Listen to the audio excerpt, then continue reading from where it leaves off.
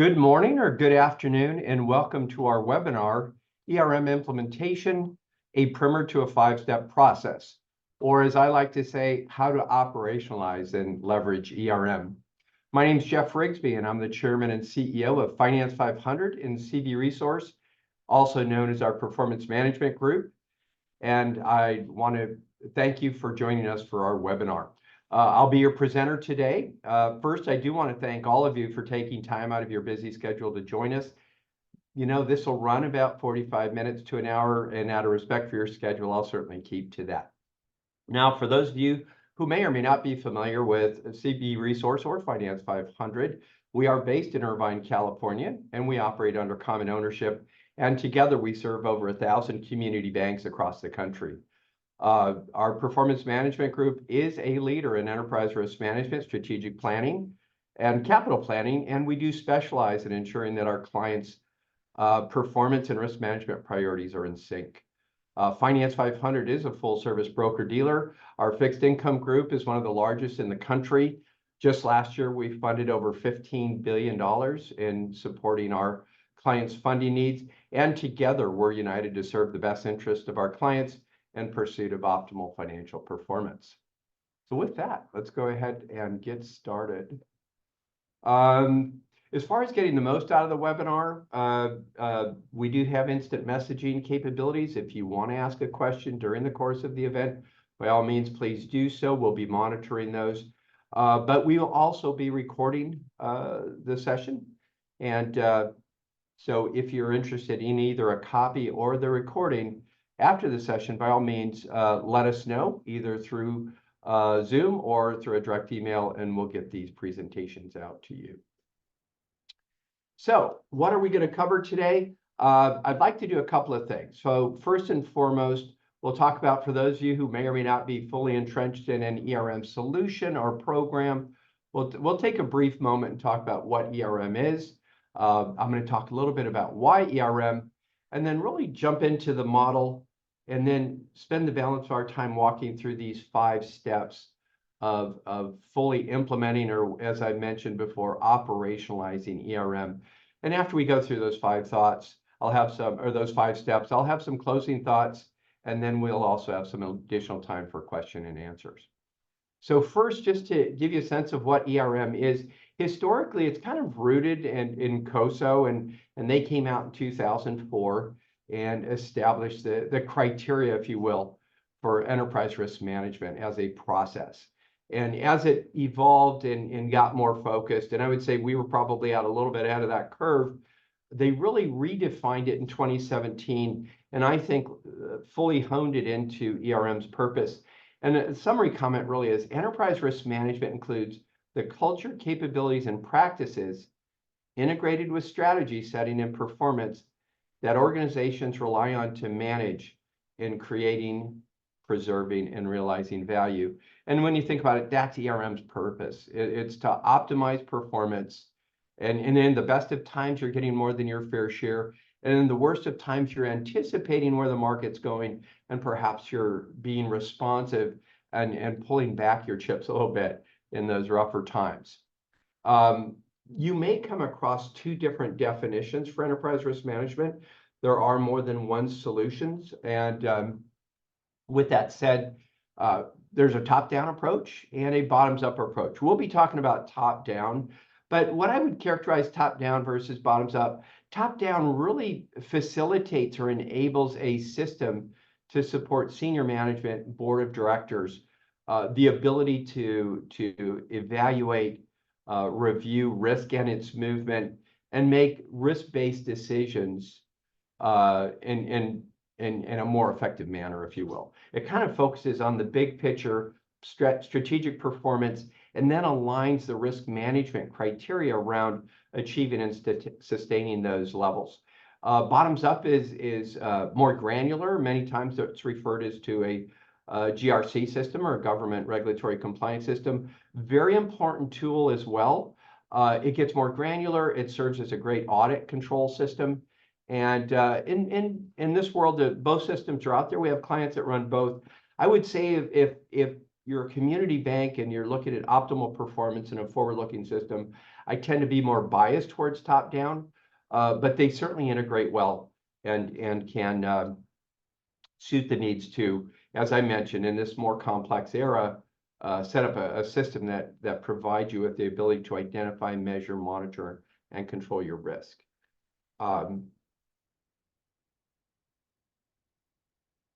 So as far as why ERM, it's in my view, it's become kind of a non-negotiable. I think there's several things that it does. It certainly supports your ability to achieve your strategic objectives.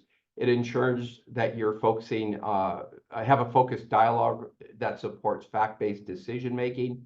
It's designed to elevate the level of risk awareness and embed it into the culture of the enterprise at every level, breaking down functional silos, if you will. Certainly, if it's doing its job, it's forward-looking, therefore it reduces exposure or actual impact of operational surprises or losses. It should be designed to prepare the organization to act and be responsive to opportunities based on a framework that understands what you're willing to do or not do in the pursuit of optimal performance. For most banks, and this should be a non-negotiable of any ERM solution, but it does respond well to the increase in regulatory oversight considerations and a regulatory need, if you will, to understand how we proactively anticipate and set up controls to manage our risk. And the last couple of things I always like to mention is it is all about optimizing and tracking performance, specifically from a banking perspective, optimizing performance as it relates to effectively deploying capital and creating optimal shareholder returns. And then lastly, it does break down these functional silos and certainly develops a center of expertise within your organization of how you integrate performance and risk-based priorities. In the end, bringing it back to a COSO definition, if it's doing these things, it should set up a hierarchy and a structure that assists you in managing and creating and preserving franchise value and driving real value. So let's talk about what these 5 steps are, what I like to refer to as kind of the 5 non-negotiable steps of ERM. And you can see them listed here. The first 3 to me are really the key elements to operationalizing risk. And we'll dive deeper into those. It's risk appetite, risk assessment, and top risk mitigation. The 4th step is how we track and report the movement of risk over time, right? So if the first 3 steps are the implementation or the operationalizing of ERM as a management process, the 4th component is really about how do we measure and monitor that risk over time. But the 5th element is are we setting up a system that manages an effective process? In other words, do we have an ERM system that serves us, or have we adopted an ERM system that we are serving, meaning it's either overreaching or it's requiring more staff? So the manageability of ERM, I think, is critical. If we look at it from a process standpoint, because we're talking about enterprise risk as a 5-step process, and we are looking at a top-down approach. So the boxes in the green are kind of the tip of the spear if you think about it. A top-down ERM process really asks the question, what is our intent? How much do we want to grow? Where do we want to grow? What kind of performance levels are we looking for? Right on down to what's our expectations for earnings per share and things of that matter. So that first step in the process, and we'll dive into, really gets into the integration using risk appetite as a formal process to integrate your strategic intent. If you really think about it, that's the importance of doing risk appetite first. And in so doing, you're actually setting and calibrating the framework of your process, right? So risk appetite is going to be step 1. We'll cover that. Now, we talk about identifying, measuring, monitoring, and controlling risk. So if you already have an ERM system, or if you are evaluating ERM solutions, they should all be able to speak to the discipline in that framework. How do we identify, measure, monitor, and control risk? So when I get us into step 2, we're going to talk about the enterprise risk assessment process. That's really a means of identifying risk. As we get through the process, we move into measurement, which not only accounts your enterprise risk assessment, but now integrates top risk analysis. Top risk analysis goes by the thesis of basically saying all risks aren't equal. And having a system that helps you identify, analyze, and ultimately mitigate your top risk is critically important if you think about operationalizing this whole process. Because in the end, what are we trying to do? We're trying to identify those things that are in the way or may impede our optimal performance, and then leverage those things that drive our optimal performance, right? So that identifying of top risk is a critical element to an ERM process. And interestingly enough, I find many ERM solutions out there don't necessarily do that. Then the next two steps, when we look at it, it's monitoring risk and controlling risk. Monitoring is nothing more than answering the question of who gets what and when, right? What should my board be looking at? What should management be looking at? What do my risk owners use? And then once you know what's being delivered and how it's being used, or what its intent is used, that moves to controlling risk, right? That moves into having an effective dialogue around fact-based information and responding accordingly, always with an eye on an optimal performance and appropriate risk levels and risk controls. And if you think about operationalizing ERM, it's a continuous loop, right? It just continues to build on itself, and it gets better over time. And most ERMs, as you look at it from an executor or a implementer of ERM, they should all have a scalability to it, right? You could be a small to mid-sized bank today. You could have certain aspirations for growth, or you could be in that size range, but adding complexity to your model. So you really want to find an ERM process that is a good leaping off point for you, but also scales and grows with you. So let's go ahead and take a look at the 5 steps. The first one we're going to talk about is what is risk appetite? So risk appetite, pretty simply stated, it's the level of risk your bank is prepared to accept in order to achieve your goals and objectives. You know, if you really think about it, risk appetite is this framework that says, hey, these are my risk tolerances. And if it's put together well, it establishes a blueprint for how your ERM process is going to work. This is a simple example. If you're just looking at 8 basic risk categories, what's our level of risk that we're willing to accept, whether it's credit risk, interest rate risk, liquidity risk, operational risk, compliance risk, strategic risk, reputation risk. These are kind of the common dials that you're going to, or lens, if you will, that you and probably your regulators are going to look through. Now, if you're a state chartered non-Fed member or a state chartered Fed member or an OCC bank, you may find that you're going to dial in your risk framework to align with perhaps the dialogue you have with your regulators. But this is kind of the framework. This is what it is. Now, when you think about the outputs, and let's spend a little bit of time on actually developing an effective risk appetite model, if you will. And the reason I use model, it's not just a heat map. It's 3 things, really. So as you establish your risk appetite, you want to think about, okay, it would be nice to put it into a heat map so I can simply state to anybody who's interested, particularly my workforce, here's what low risk looks like, here's what high risk is. So I'm going to establish my risk appetite low to high. Now, we encourage all of our clients you can have an open risk appetite statement, but drilling down to each risk category is kind of mission critical. And there's 3 critical elements that come out of this exercise. One, it is that heat map. But the heat map's only part of the story, right? It says, hey, this is where our risk appetite lands. Secondly, though, how do you understand what that is? Well, you understand what you mean by that by developing an articulate risk appetite statement, which usually consists of 2 elements. One, defining what that level of risk is you're willing to take. And then 2, at least in our world, we try to encourage our clients to summarize to some extent your control structure, right? How do I control this risk appetite or this risk category? And so that's risk appetite heat map, statements. And then the last and most critical or critical important component to that is your key risk indicators, your key performance indicators that you can set up. And if you look at this image up on the upper right, it's really kind of saying, so for credit risk, I have, these are my key risk indicators. It could be loan growth. It could be non-performing assets. It could be concentration levels. It could be portfolio size. It could be exceptions to policy. Whatever those KRIs are, you want to set up a dashboard that basically gives you the level of tolerance you have low to high. and map it, right? So that as you set up your reporting system, you're actually looking at the movement of risk according to those tolerance levels that in essence put back to your risk appetite. So let's go ahead and just take a brief exercise and we'll use credit risk. Pretty simple for all of us, right? So we're sitting down now. What I would suggest is you get together with your management team. This is a top-down exercise, and you want to break it down and say, okay, so what questions do we need to ask ourselves if we want to determine where we are on the risk continuum of low to high risk?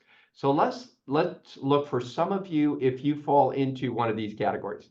So if you have a lower risk appetite, here's some characteristics that might look like a lower risk appetite, if you will.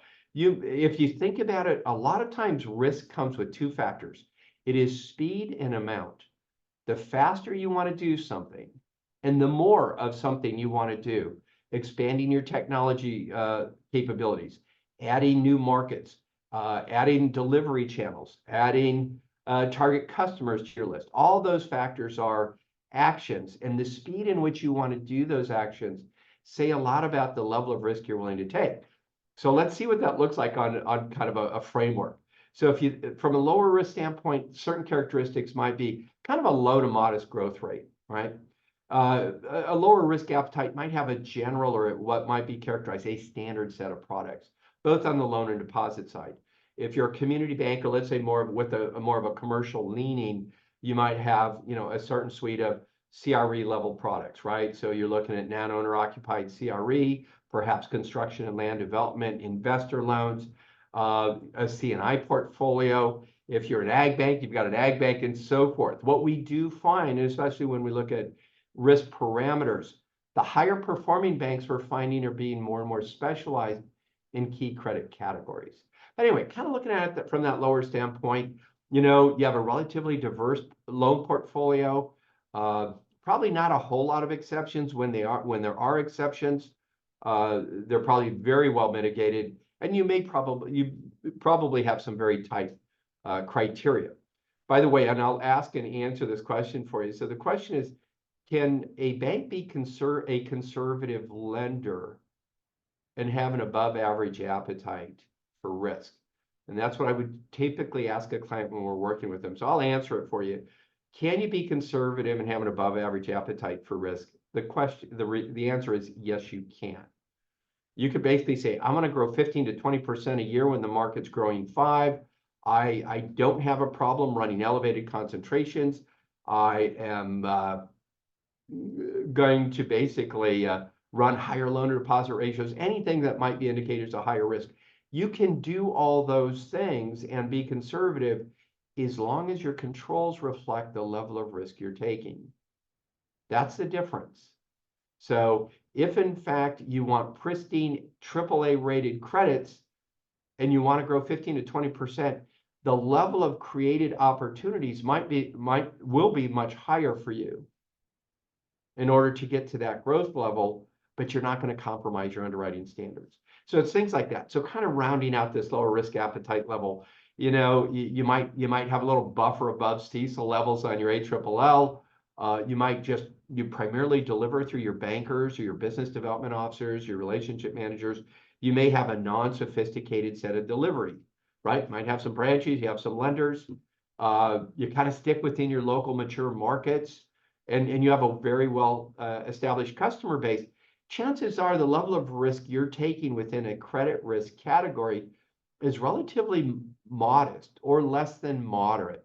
So my question would be, if you want to take greater risk and looking at the market, and let's just say in the market we're in right now, you see conditions really allow you to say, I want more than my fair share. What would some higher risk appetites consider? One, right off the bat, above average growth. The market might be growing about 5%, perhaps peer average could be 6, 7, or 8%. Let's say that organically you want to grow 20, 25%. Well, that would imply you're willing to take some greater risk to do that, and that may be reflected in your risk appetite. Moving on down the list, you may have more complexity in your product selection or in the customer base you serve. And perhaps the use of exceptions may be a little more liberal for you in order to achieve that aggressive growth. In each one of these cases, it's just an indication that you may be willing to take greater risk. And the more risk you're willing to take, the counterpoint to this discussion is, are your controls appropriate for that level of risk? Again, other characteristics of higher risk appetite from a credit standpoint is multiple channels. You could be using brokers. You could be setting up a digital bank platform that is your lending mechanism. You have lenders. You have other partners. You have a fintech partner. You're using different mechanisms to expand and accelerate your growth. You may be looking at not just being a local player, you may be expanding into regional or national footprints. All those factors would suggest that you're willing to take greater risk, which is great, and that would come out of your risk appetite statement. You could kind of see that narrative that you would just say, hey, here's my risk appetite. It's moderate, primarily due. You want to insert what that is, and then take a brief moment to describe your control system. As an example, we're an experienced, relationship-driven commercial lender. We control our credit risk by maintaining qualified people, comprehensive credit risk management system, and so forth. The narrative around your control system. And then that third step is develop those KRIs and KPIs to develop the movement of risk.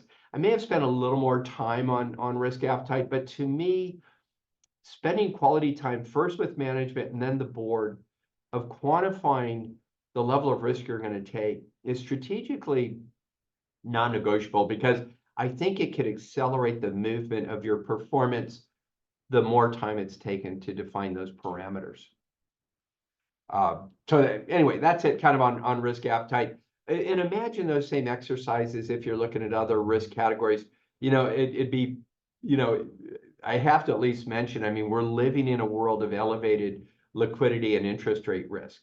So with that said, there's one question we're answering on what does our risk profile look like if perhaps we benefited from those surge in deposits during COVID, and we subsequently found that we didn't have enough loan demand for those loans.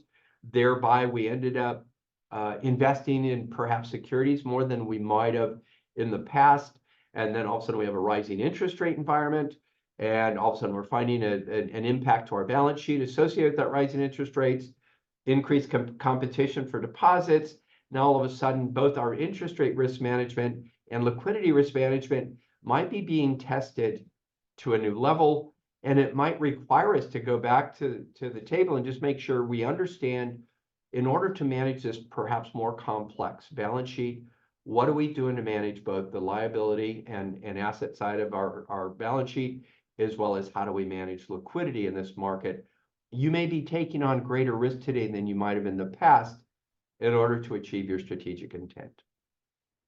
Let's go to step 2, and that's really about the enterprise risk assessment itself.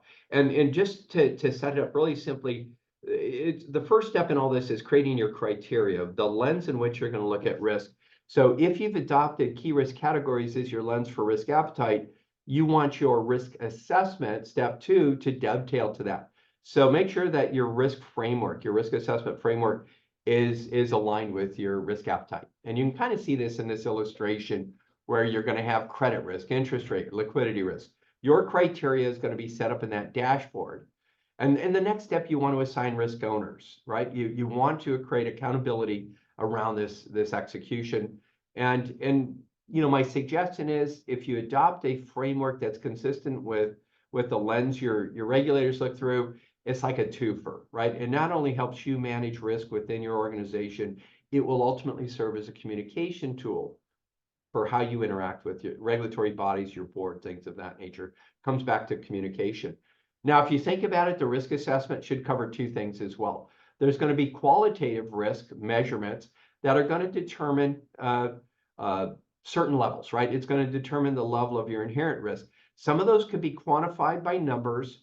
Others are going to be impressions or observations or opinions. But you're going to develop what your inherent risk looks like, step 1. Step 2 is, what against that inherent risk, what does the quality of my controls look like? Are they adequate? And I'm going to measure those from low to high. And then next step is, what's the residual or composite risk look like? And where do I think this risk is going? That gives us a sense of understanding by inherent risk what we're facing, adequacy of controls, how do we manage that risk, Residual, how's it work out? Are we balancing our efforts against the risk we're taking? And where do we think it's going? Remember, ERM is about forward looking. And it's always, in my sense, a non-negotiable. If you're measuring qualitatives, by all means, you have to have a dashboard that integrates the quantitatives. So if I'm looking at operational risk components and credit, interest rate risk, liquidity risk, by the way, the quantitatives like strategic risk or those performance categories, measurements there are kind of a no-brainer quantitatively. But when you get into operational risk, when you get into compliance risk, that's going to be a deeper dive. So you want to set up these dashboards that give you quantitative measures that you can use to judge against how you're qualitatively assessing not only your inherent risk, but the level of your controls. And when you're doing that, and when you're developing that management grid, you kind of want to make sure that the categories lay themselves out well. And this is just dovetailing on that first slide of taking a look at each of your key risk categories and understanding it's nice to have it roll up to an aggregate dashboard, but each step gets more and more granular.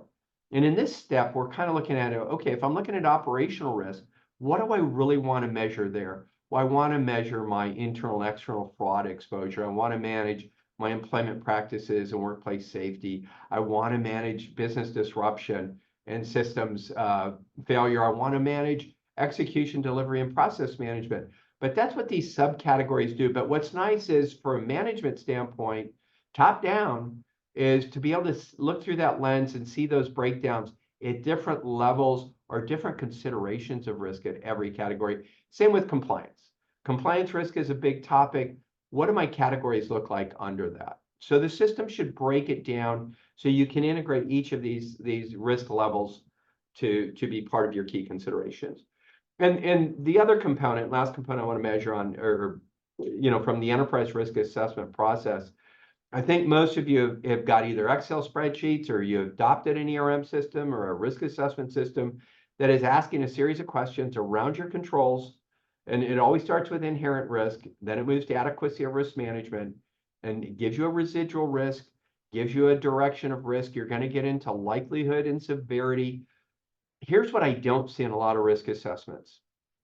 And so I'm going to pause here and I'm going to just say, when you're looking at your ERM system today, or the one you ultimately want to invest in, ask how it's determining your future. What is your risk assessment doing to ask you a question about tomorrow? Because more times than not, your risk assessment is asking you a snapshot in time.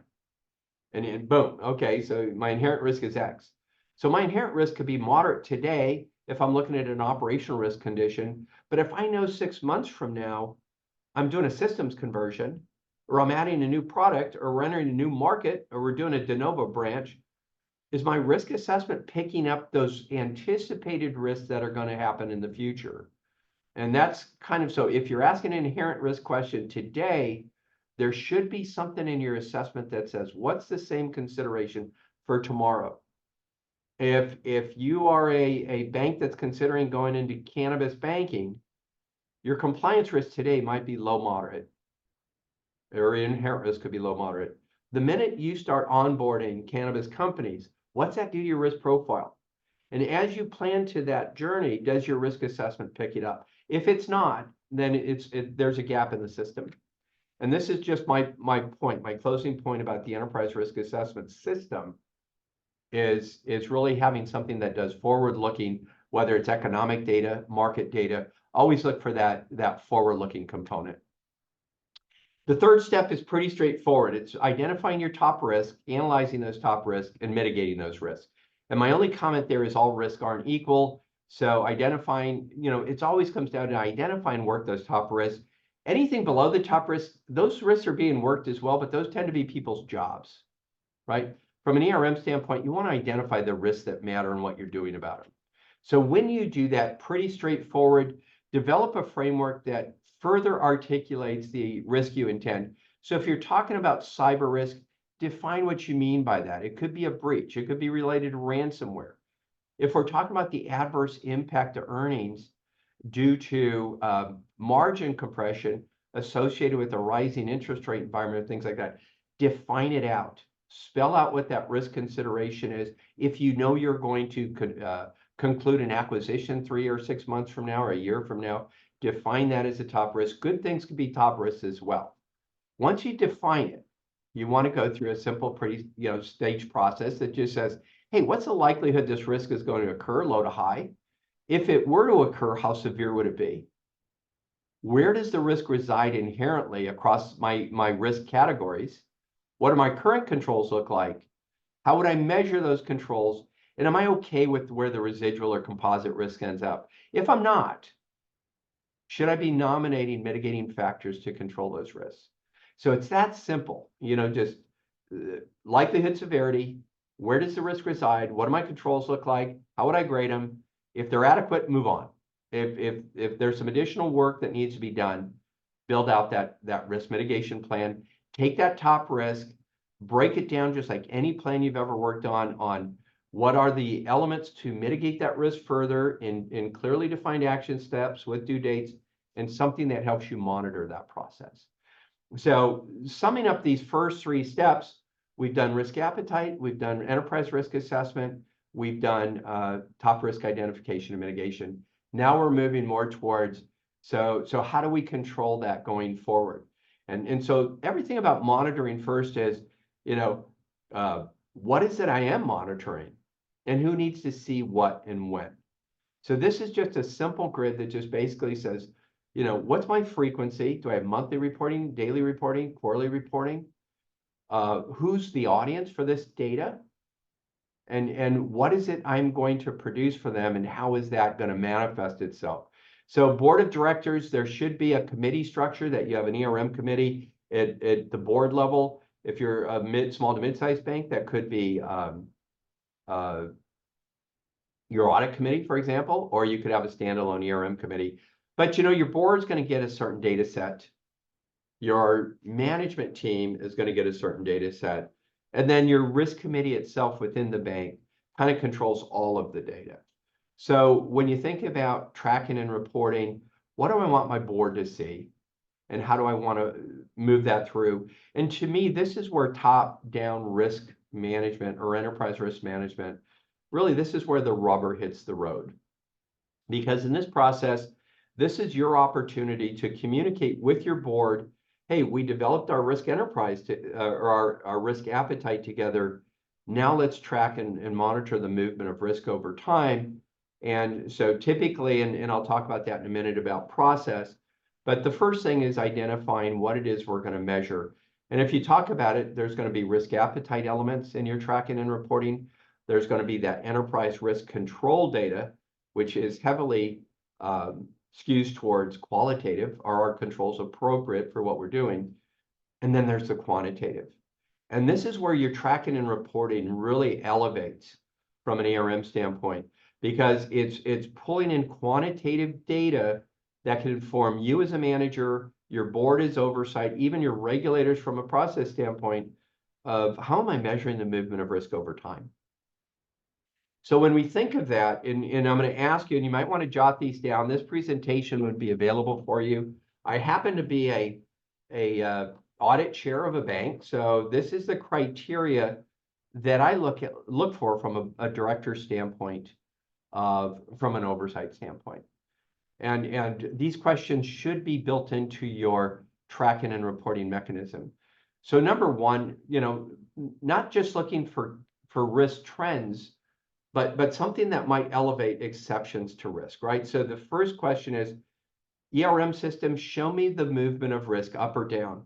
My attention might go to risk trends that might be getting worse or unfavorable.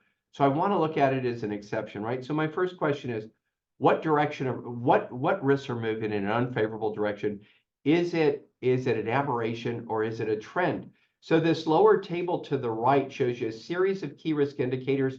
They can fall in credit risk, liquidity risk, ops risk, strategic risk, but set up a system that indicates what your control points are and how is that risk moving across that continuum. You can also use a chart like this that looks at quantitative measures, that looks at quarter one, quarter two, and so forth, but says, as we track risk, what's my relative risk movement in these key risk categories? If I'm typically greener in a certain category and it glows red, did it do that because it was a one-off condition? or has something materially changed in how my bank is performing in a certain category? So the first question of your tracking and reporting system is something that clearly gives you the movement of risk over time. If you don't have a tracking and reporting system that does this, then invest and spend the time to find it. Because if you're doing this risk appetite stuff and you're doing enterprise risk assessment stuff and you're doing mitigation, that's great. That's the operationalizing of ERM. But if your tracking and reporting system is not summarizing information in a useful way to either discuss risk or manage risk, there's a gap in the process, right? So that first question is, give me my trend data. My second question is always, what is the impact to capital? We actually have several, everybody's sensitive to capital. So I was going to go to a certain place, but we have several mutual banks that are our clients. And mutual banks, given their business model, have, say, less access to capital markets than, say, banks that aren't mutuals. So tying in a capital indication or a capital measure in your system from being a good steward of capital, I think is critically important. It also matters when I look at my strategic growth that I can say, where am I from a regulatory standpoint within my capital targets? Where am I against my risk profile? But how much free capital do I have to do what I want to do? If I want to grow, if I want to acquire, if I want to pay greater dividends, if I want to do a stock buyback, that can actually be engineered into an ERM system.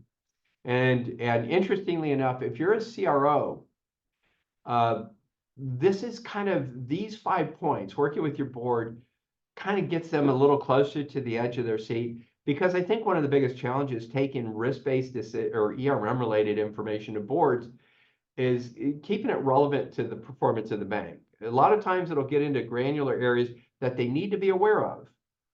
But always bringing it back to performances can keep a director more probably towards his or her edge of the seat. So the third step is your tracking and reporting mechanism should always be a tool that could do a deeper dive in the key risk categories themselves. So if you think about it, my dashboard might cover them in general, but I'm gonna have a page or a dashboard within my report that says, let's talk about credit risk, let's talk about compliance risk, let's talk about cyber risk, IT risk. If you have a mortgage group, my insurance group, I have a payments platform, I've got fintech partners. There has to be content within this tracking and reporting that allows you as the risk owner, and I'm talking to you CROs specifically in this case, this is where you tap into your risk owners, bring them to a board meeting, and use them to help your board get smarter. But your report should always be able to facilitate a deeper dive into your key risk categories and allow that educational process to occur. We've been in this challenge with margin compression, managing perhaps a larger securities portfolio, managing less liquidity than we've been accustomed to. How do we use ERM as a mechanism to make our management team, our board smarter to inform and ultimately result in better decisions? So that's 3. Number 4 is taking that top risk analysis that you did and summarizing it in an effective way that you can bring the reader to understand what the top risks of the bank are, why they're a top risk, how we look against that top risk today, and what are we doing to even further control that risk? I think that too is somewhat of a non-negotiable for an ERM reporting mechanism. And that also allows kind of the challenge process.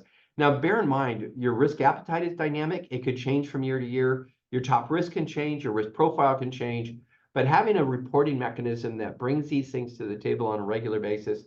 So those top 4 are my questions that I ask as a director. My 5th question is always, and this is what ERM is supposed to do, looking forward, are there any emerging risks or opportunities that impact our bank? Are there things that we could create greater value, greater earnings, a stronger leverage point that perhaps we're not seeing today, but somehow is in our crystal ball for the future? So that's, as we drill down and talk about this more specifically, and I'll bring it back to the capital question, this is a visual of how you can take a simple chart and make somebody smarter about capital levels, right? If PCA tier 1 leverage is 5% minimum standard for a regulator, if this is my risk profile, that means I need to add a little buffer. This is my implied risk then. So I'm going to make sure I've got that. But hey, my policy level's 8, so clearly my policy level more than enough covers my risk requirements. And then this is my actual level. So I can go over to a chart and quickly say, hey, my free capital is X, right? And now I know what my free capital is. That gives me a sense of how much more I can grow or what I could do leveraging capital to do other things.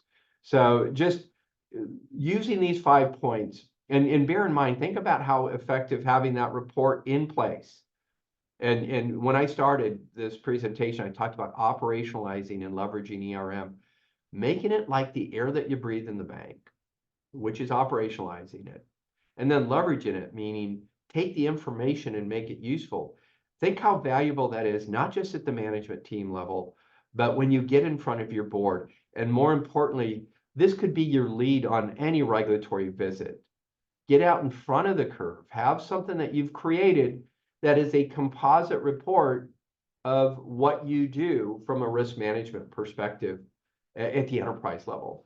And just kind of staying with some, balancing things on this reporting. And yes, I'm spending some time on the reporting because I know each one of us in our areas of responsibility in banking, setting up risk appetite, we could do that. In conducting a risk assessment, we do it every day. That's what our business is all about. But aggregating and producing useful information through a system like this can be life-changing in terms of the responsiveness you can have, and not only optimizing performance in the best of times, but getting the habit of using forward-looking data to perhaps recalibrate and respond appropriately to market conditions. These are just examples. The one to the left is a credit risk example. A liquidity risk is in the middle, strategic risk, but it's a combination of using things like heat maps and comparative data to look at the movement of risk. And in most ERM systems, I mean, as you invest more and more money in it and get more granular and tie it back to your systems, you can look at it daily, monthly. But in our world with our clients, which tend to be anywhere from $500 million to 15 billion in assets, their ERM reporting system is quarterly. But being able to take one page and summarize material movement of risk and its implications is key to a strong ERM system. So I just want to kind of, again, looking at this visually, this could be things like classified to capital. It could be looking at exceptions. It could be looking at portfolio conditions. Using public data, you can look at things like loan growth. You can look at concentration levels. You can look at reserve levels and credit quality levels, not only looking at your own benchmarks and controls, but what your risk looks like on a relative basis. And I would always encourage you to always integrate relative risk measures, meaning whether it's peer data or other benchmarks, your own sets aren't strong enough without that comparative analysis to throw it in. Liquidity risk, with all the things we've seen moved, everything from uninsured deposits to reliance on non-core funding, things like that, you want to build that into the reports. Now, on the operational risk side, I do want to mention, let me just back up. I kind of moved this forward, but when you get into operational risk and compliance risk, those types of trackable things could be things like fraud. It could be like transaction risk that might have to do with mobile, could have to do with remote deposit capture. But actually those transaction numbers, as well as volumes, you have a payment platform. What's moving across that transom? If you link IT to operational risk, how are you tracking cyber risk movements, whether it's incident tracking? Those are quantitative measures that should find a home and complement the qualitative measures in your reporting.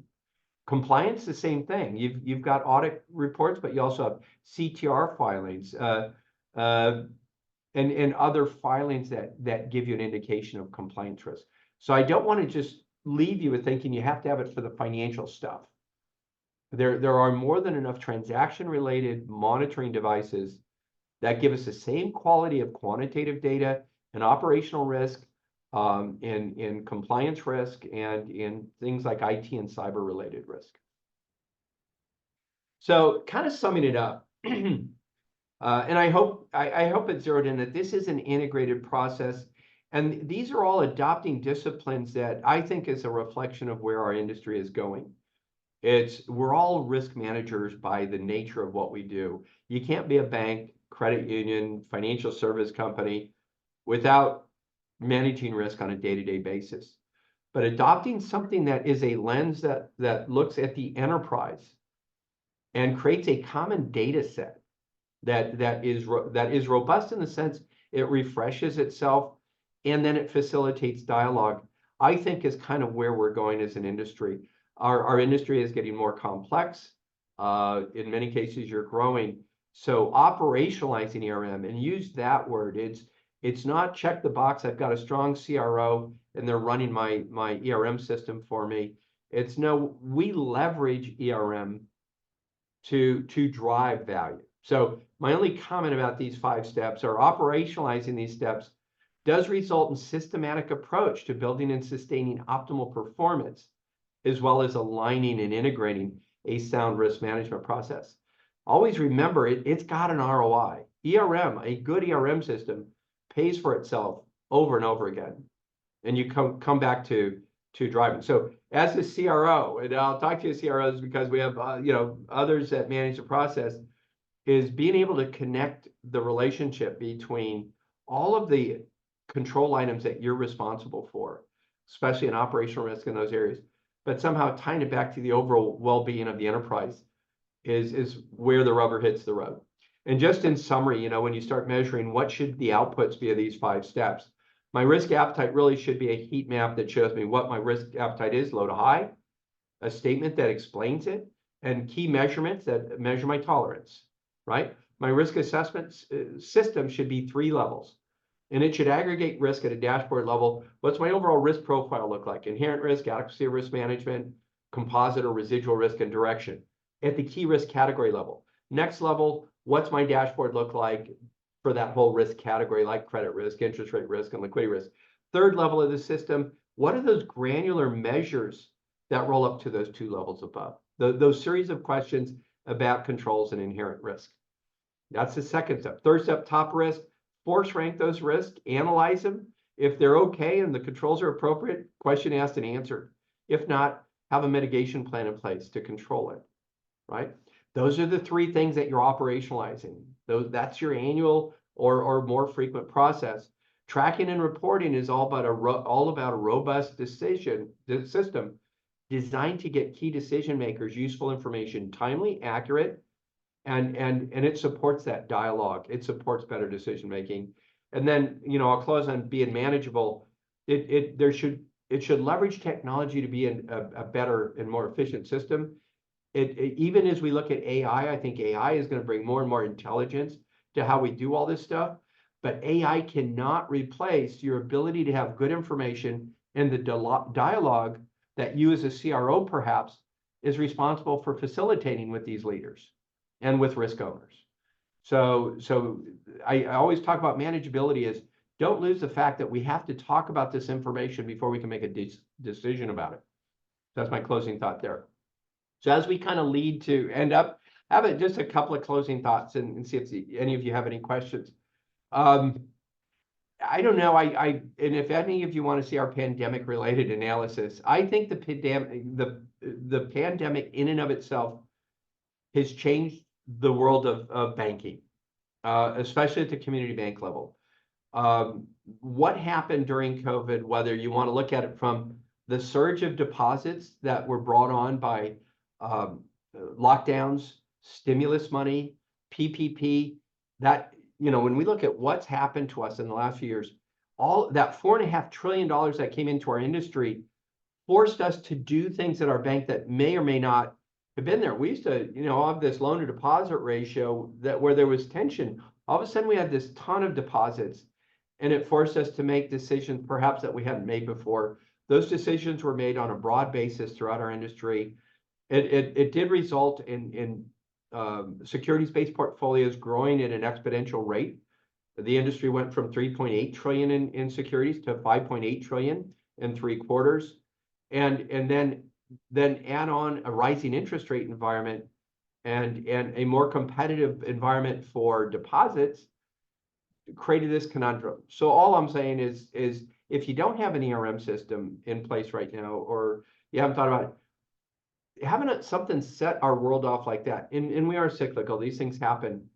I find ERM at least gives me an internal discipline that's trying to get me out ahead of that curve, that asks the cause and effects of my decisions. And I'll close with, whether it's performance or regulatory driven, adopting and operationalizing ERM, a disciplined ERM process, really puts you in the position to anticipate the movement of risk more, which should put you in a position to better optimize performance in good times and bad. So kind of wordy, but those are kind of my closing thoughts. I will stop here and kind of, I guess I should always say there's no free lunch. You know, I started saying we're Finance 500 and CB Resource as the performance management group. From an ERM standpoint, this is what we do. We are probably the industry leader in top-down enterprise risk management implementation and execution. But not only is it a fully integrated system, it can be broken down. If you just want to do risk appetite because you found that interesting, we deconstruct our system. It's modular. So if you just want to do risk appetite and leverage our system, you can. If you just want to leverage and operationalize our risk assessment system, you can. If you want us to help you with top risk analysis, you can. If you want to set up tracking and reporting, you can. We just understand that everybody needs to adopt more useful tools from an ERM standpoint. From our broker-dealer side, when you look at the need to optimize your performance through managing your liquidity risk, we are consistently number 5 in the country. And I do want to just let you know, if you're actually working, if there's a CFO, CEO in this crowd, and if you're working with various investment advisors on perhaps selling down some of those securities that you have and replacing it with higher yielding securities and funding that through broker deposits, for example, what I would say is, before you leap in and bite into that cost of funding on the broker deposits, give us a call, because what we have found is we've saved clients between 20 and 40 basis points on that cost of funds associated with that bundled solution. It's not to take anything away from your investment advisors, but funding is what we do, and getting you best value is what we're known for. So I'll just close on that, and then just see if there's any questions that anyone has regarding the process. You can use instant messaging to put that question forward. And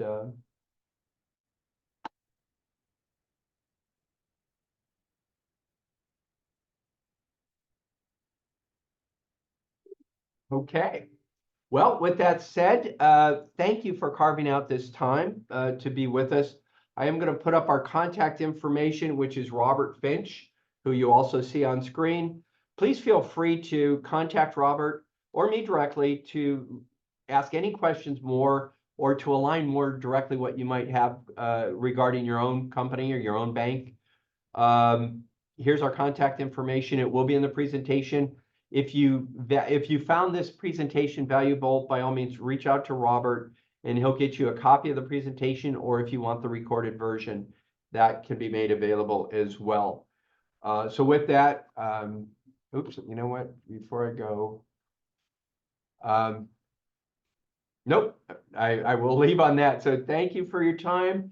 We look forward to interacting with you, and I wish you great success in your future endeavors with your institution. Thank you all very much.